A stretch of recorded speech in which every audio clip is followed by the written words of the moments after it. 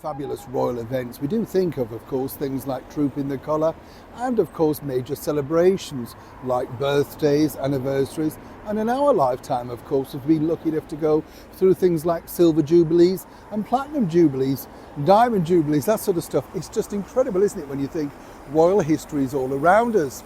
But what's always fascinated me about royal history is the stories behind the scenes. And I was interviewing somebody recently who was lucky enough to work and literally do a lot of work with none other than an amazing talent really of a particular era, but largely forgotten today, apart from the fact that an award ceremony is simply named after him. And of course now a very famous theatre in London, which is currently the home to the ABBA smash Mamma Mia. Let me explain. Morning, good to see you. Thank you so much as ever for your lovely time today. You all right? I'm not bad, thank you. Yes, when you think about people, they have a moment, don't they, as I've often said. And the sad thing is, certain people remain, whether it be the greats like Frank Sinatra, Elvis, Marilyn Monroe, you know, people like that. And of course, there's a lot of British people in there as well. George Formby for one. But, you know, certain ones that really had a massive impact on popular culture, largely forgotten. A little bit like this gentleman. You see, this man was none other than an actor, composer, lyricist, could do everything. I mean, literally could do everything.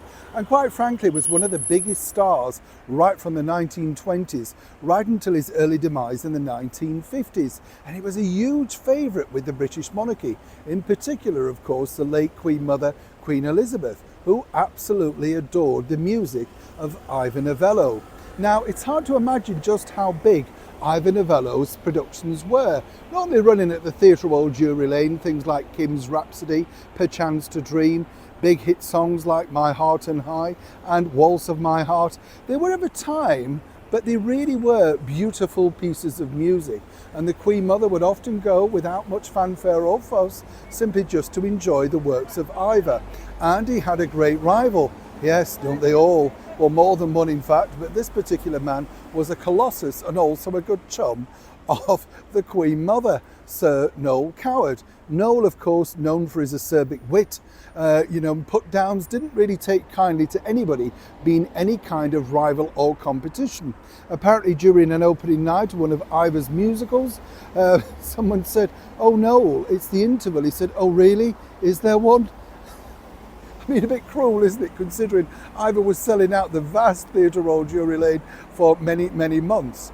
But behind the scenes of the royal wedding of 1947, between, of course, the Duke of Edinburgh, Prince Philip, and Princess Elizabeth, well, big sort of scenes kicking off, a little bit like today. When you think about it, recently we've had Lord Andrew Lloyd Webber bestowed a wonderful award on him from His Majesty the King, all thanks to the wonderful coronation theme that he came up with, yes, a few months back now when you think about it, and that will go down as part of history.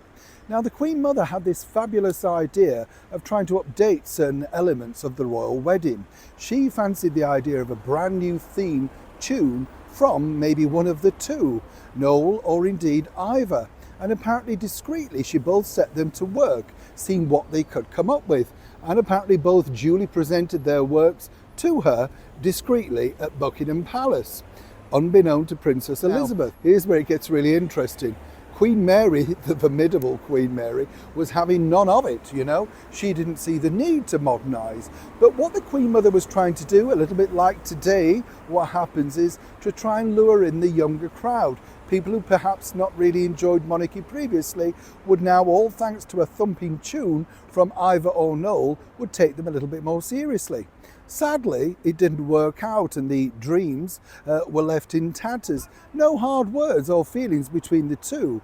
But what's interesting to note is, of course, Sir Noel Coward got that invite to the royal wedding.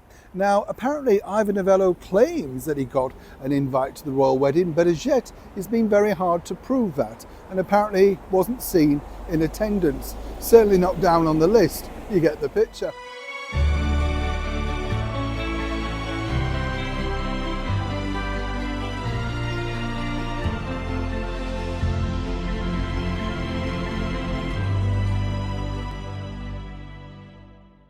But But what's fascinating to think, as I often say here on the show, is nothing's truly new. I mean, I'm sure His Majesty the King instantly thought of Andrew Lloyd Webber for the coronation theme, but maybe behind the scenes, people were, dare to say, even suggesting somebody funkier, hippier, more on trend. And of course, normally, in the case of the royals, tradition wins. But as ever, it's all been done before. Neil Sean in the very heart of London.